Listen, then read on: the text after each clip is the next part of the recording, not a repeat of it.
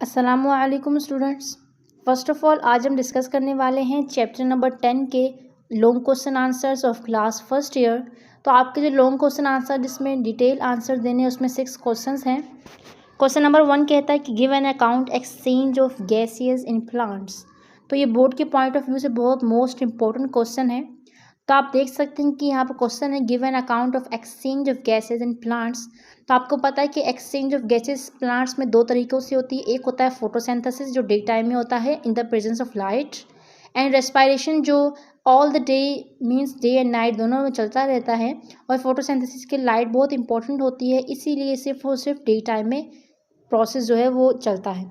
सो यहाँ पर आप देख सकते हैं कि इसका आंसर है कि फोटोसिंथेसिस किस तरह से वर्क करता है।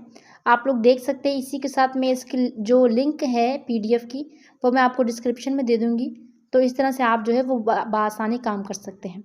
तो आप यहाँ पर देख सकते हैं कि किस तरह से डिस्क्राइब किया हुआ है मुकम्मल तौर पे फोटोसिंथेसिस का जो जवाब है।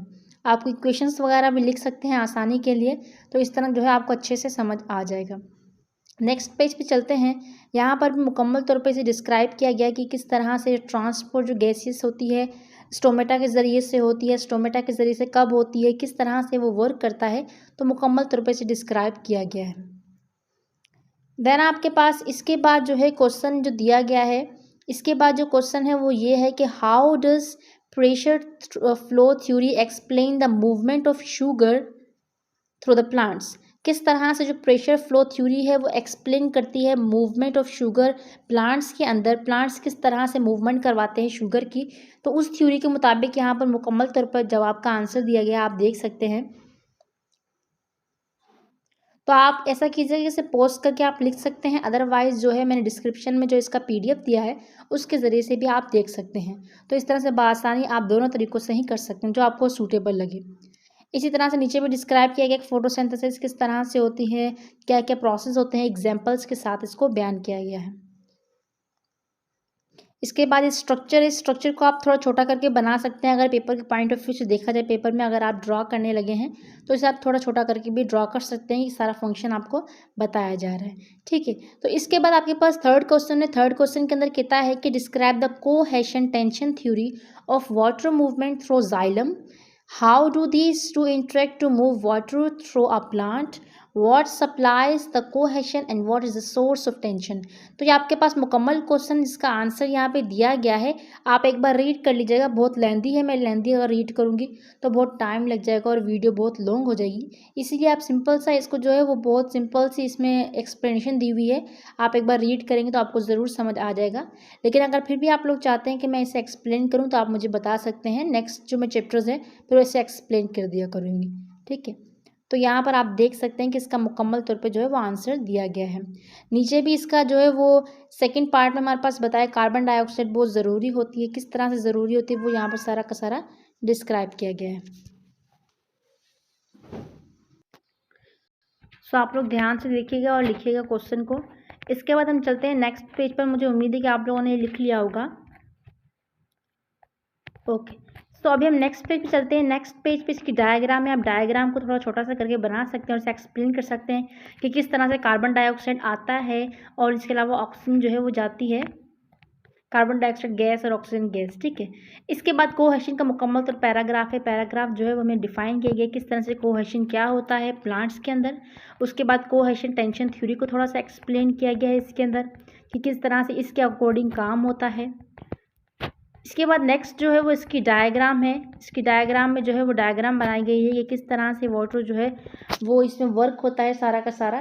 तो आप लोग देख सकते हैं कि रूट्स, जाइलम और लीफ किस तरह से कोहेशन और एडहेशन का प्रोसेस कैरी ऑन कर रहे थे। लीफ के थ्रू क्या होता है, रूट्स के थ्रू क्या होता है और जाइलम के थ्रू क्या होता है।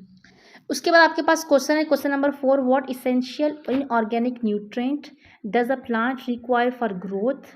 विच of these nutrients are required in trace amounts? What are some of the general functions of inorganic nutrients?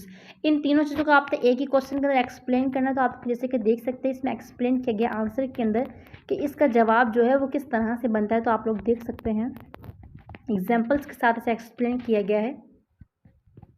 और आप ऐसा कीजिएगा, जैसे ज़रूर पॉज करके देख लीजिएगा, इस तरह आपको बहुत ज़्यादा मुश्किल हो जाएगी।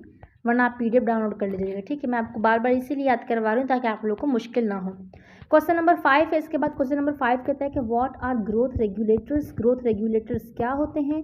Name and discuss 5 in detail. आपने 5 का नेम पहले बताना है, फिर डिस्कस करना है डिटेल के अंदर।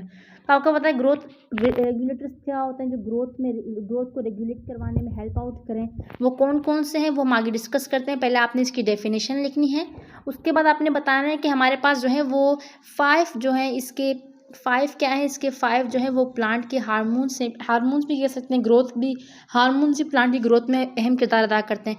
तो उसमें ऑक्सिन है, गिबरेलिन्स है, साइटोकिनिन्स है, इसके अलावा इसे ए भी कहते हैं और इथीन भी है। तो इसकी आप डेफिनेशन लिख सकते हैं और बुक में इसके अलावा रोल भी है, लेकिन मैं आपको सजेस्ट करूँ कि आप यहाँ पर जितना शॉर्ट मतलब लॉन्ग क्वेश्चन तो है, लेकिन इतना आपके 2 पेजेस पर तो आराम से आ सकता है अगर आप हाइडिंग जो अच्छी से डालें तो।